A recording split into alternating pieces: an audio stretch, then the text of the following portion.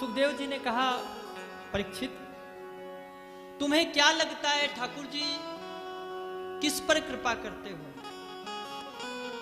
ठाकुर जी तो बड़े दयालु हैं, बड़े कृपालु हैं। ठाकुर जी तो महाराज ये देखते ही नहीं हैं कि कौन किस जात का है, कौन किस उम्र का है, कौन कितना पढ़ा लिखा है। तो ठाकुर जी क्या देखते होंगे? ठाकुर जी कुछ ना कुछ तो देखते होंगे। परीक्षित से सुखदेव जी ने पूछा। परीक्षित ने कहा, हो सकता है ठाकुर जी ये देखते हो कि भाई जो सात्विक हो, सुंदर कर्म करता हो, सुबह उठकर प्रातःकालीन स्नान करता हो, जो पूजा पाठ करता हो, ठाकुर जी उसे मिलते होंगे। कुछ ना कुछ तो विशेषता देखते होंगे। तब सुखदेव जी ने कहा, व्याधस्य चरणम ध्रुवस्य च वयो विद्या गजेन्द्रस्य का जातिर्विदुरस्य यादोपते रुद्रस्य किं पौरुषा कुब्जायाः किमु तत्र रूपमधिकं किं तत्सुदाम्नो धनम् भक्त्या तुष्यति केवलं परमया भक्ति प्रियो माधव। अगर ठाकुर जी विद्या देखते तो का विद्या गजेंद्र से का? गजेंद्र कौन से स्कूल में गया था? हाथी था, गज था और गो कह नहीं पाया।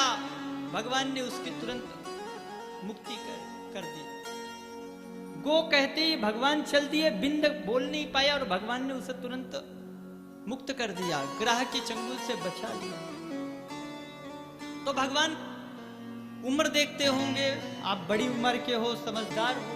बोले ध्रुव जी की उम्र क्या थी? 4.5 साल का बालक ध्रुव, जिसने भगवान को प्रकट कर दिया। बोले तो फिर भगवान ये देखते होंगे राजा हो, राजकुमार हो।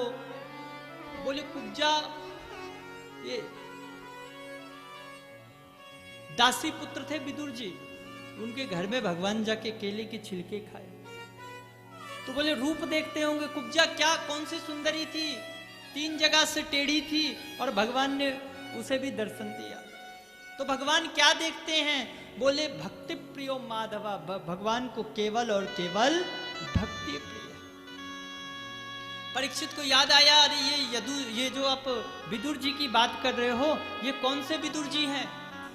ये क्या मेरे ये जो खानदान के विदुर जी हैं, जो मेरे पूर्वज हैं, क्या वो विदुर जी हैं? प्रभु कृपा करके बताओ ना, ठाकुर जी ने किस प्रकार उनके घर में केले के छिलके पाए, मैं भी जानना चाहता। परीक्षित जी प्रसन्न हो गए, सुखदेव जी प्रसन्न हो गए। बोले परीक्षित, मैं बैठा तो हूं तुम्हें भगवान के चरित्र सुनाने के लिए, परंतु जिस चरित्र में कुछ भक्त भगवान के ऐसे होते हैं कि जिनके चरित्रों को सुनने से भगवान के भी चरित्रों के सुनने से ज्यादा फल प्राप्त हो। बोले इसलिए मैं तुम्हें विदुर की कथा अवश्य सुना। सुखदेव जी ने कहा, परीक्षित बात उस समय की है जब कौरव पांडवों के बीच में युद्ध जैसी स्थिति थी। कौरव पांडवों के बीच में युद्ध कीड़ा हुआ, उसमें पांडवों को वनवास हुआ। 12 वर्ष का वनवास, 1 वर्ष का अज्ञातवास पूर्ण करने के बाद पुनः जब पांडव आए तो अपने राज्य आदि मांगने के लिए पुनः अपने पितामह आदि के पास आकर उन्होंने याचना करी। उस समय अर्जुन ने,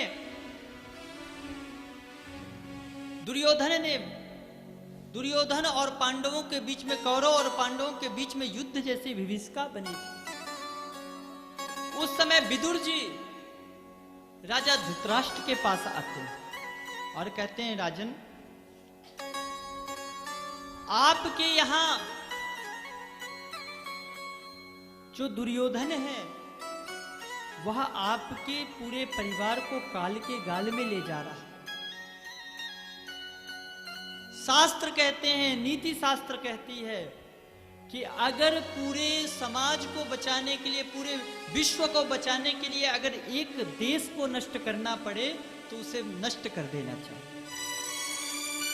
एक प्रांत को नष्ट करने से अगर पूरा देश सुरक्षित है तो उस प्रांत को नष्ट कर देना चाहिए।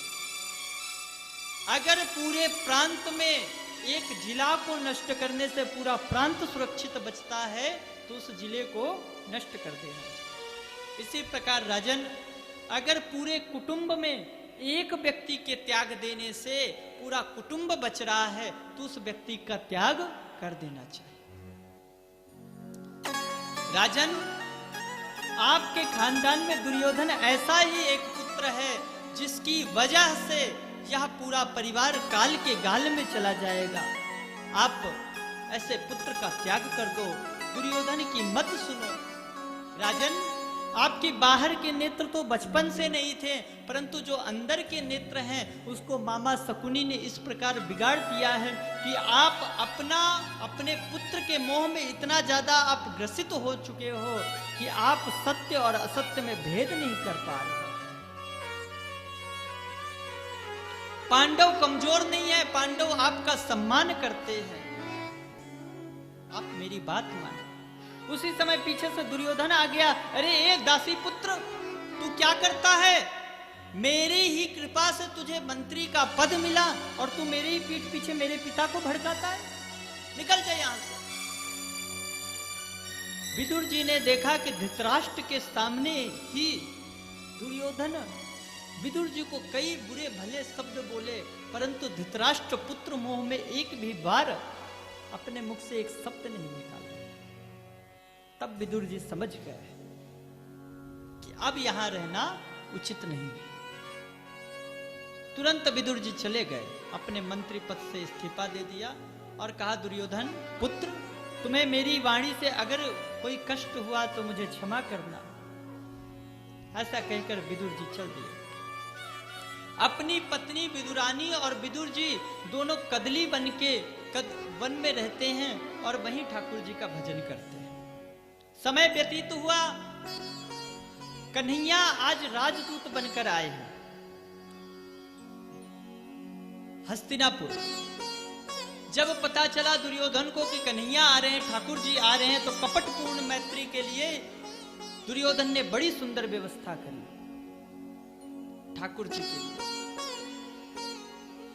विदुरानी को पता चला, विदुर जी को पता चला कि मेरे ठाकुर आ रहे हैं। आज आकर बैठकर विदुरानी के पास बैठे और विदुरानी को कहा, विदुरानी सुनती हो, आज हमारे कन्हैया आ रहे हैं, शांति दूत बनकर आ रहे हैं ठाकुर।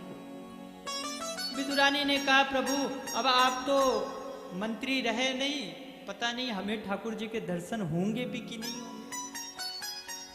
अब तो ठाकुर जी आएंगे, इतनी सब व्यवस्था दुर्योधन ने कर रखी है, पता नहीं हम लोग ठाकुर जी के दर्शन भी कर पाएंगे कि नहीं कर पाएंगे। विदुर जी ने कहा, कोई बात नहीं, हम ठाकुर जी को ना देख सकें, कम से कम ठाकुर जी तो हमें देख सकते हैं। अगर कहीं ठाकुर जी की एक दृष्टि भी हमारे ऊपर हम पर पड़ गई तो हम ये समझेंगे कि ठाकुर जी ने हम पर कृपा कर दी। कन्हैया के स्वागत के लिए हजारों हजार दास दासियां खड़े हैं, सैकड़ों लोग फूलों की वृष्टि कर रहे हैं, हजारों लोग हाथ में आरता की थाली लेकर कन्हैया के स्वागत के लिए खड़े हैं। कन्हैया का रथ आया, दुर्योधन सुंदर पूरे नगर की सजावट करके रखा है, जगह जगह पर बंधनवार बिछे हुए हैं, बंधे हुए हैं, जगह जगह इत्रों की बौछार हो रही है। उसी समय कन्हैया का रथ आया और रथ में कन्हैया बैठे हुए हैं और कन्हैया के सामने सब लोग स्वागत कर रहे हैं। और मेरे ठाकुर जी उन स्वागत करने वालों को नहीं देख रहे, मेरे ठाकुर जी की दूर भीड़ में नजर गई और भीड़ में ठाकुर जी ने क्या देखा कि उस भारी भीड़ में एक सबसे पीछे पंक्ति में विदुर और विदुरानी दीवार से सर लगाए खड़े हुए हैं और ठाकुर जी को निहार रहे हैं। ठाकुर जी की दृष्टि पड़ी, भक्त और भगवान की आंखें लड़ी, विदुर जी उछल पड़े, अरे देख विदुरानी, देख विदुरानी, देख ठाकुर जी मुझको देख रहे। फिर विदुर जी ने विदुरानी से कहा, विदुरानी तुम जाओ और जाकर घर में चौका आदि लगाओ, मैं देखकर आता हूं कि आज पांडवों के भविष्य का क्या फैसला होता है। उस भरी सभा में स्वर्ण मंडित सभी सिंहासन लगे हुए हैं। उन सिंहासनों के मध्य में एक मणिमय सिंहासन है जिसमें मेरे ठाकुर जी विराजित हुए। समस्त सभा में सभाजन बैठे हुए हैं। विदुर जी भी भीड़ में जाकर बैठकर सुन रहे हैं कि क्या फैसला होता है। उसी समय ठाकुर जी ने दुर्योधन से कहा, दुर्योधन, मैं तुम्हें दुर्योधन नहीं कहूंगा, तुम तो सुयोधन हो। बस तुमसे एक प्रश्न पूछना चाहता हूं। दुर्योधन ने कहा, बोलो कन्हैया। ठाकुर जी ने कहा, दुर्योधन ये बताओ, पांडव तुम्हारे भाई हैं? बोले हाँ जी। बोले सगे चाचा के बेटा हैं? बोले हाँ जी। बोले इस नाते तुम्हारे भाई हुए? बोले हाँ जी। तो बोले भाई होने के नाते वो तुम्हारे आधे राज्य के अधिकारी हुए? बोले बिल्कुल नहीं। कन्हैया ने कहा, देखो दुर्योधन, मैं तुमसे आधा राज्य नहीं मांगने आया,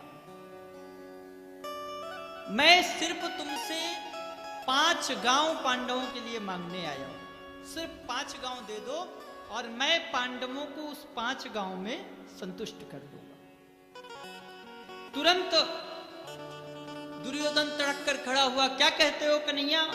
उन पांडवों को मैं 5 गांव क्या, एक सुई के नोक के बराबर भूमि भी नहीं दूंगा। सूच्यग्रे नैव दास्यामि बिना युद्धे न केशवा। अरे कन्हैया, बिना युद्ध के तो मैं उनको सुई की नोक के बराबर भूमि भी नहीं दूंगा।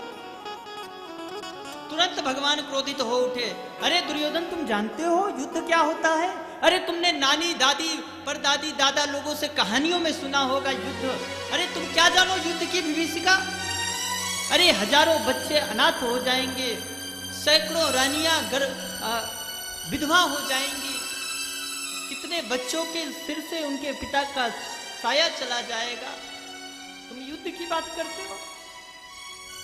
धीरे से शकुनी ने दुर्योधन का हाथ पकड़ के दबाया, अरे क्या करता है? तुरंत दुर्योधन ने हाथ जोड़ के कहा, अरे लाला, वो क्या है ना, बचपन से उदंड स्वभाव का हूं, इसलिए कभी कभी क्रोध में निकल जाता है लाला।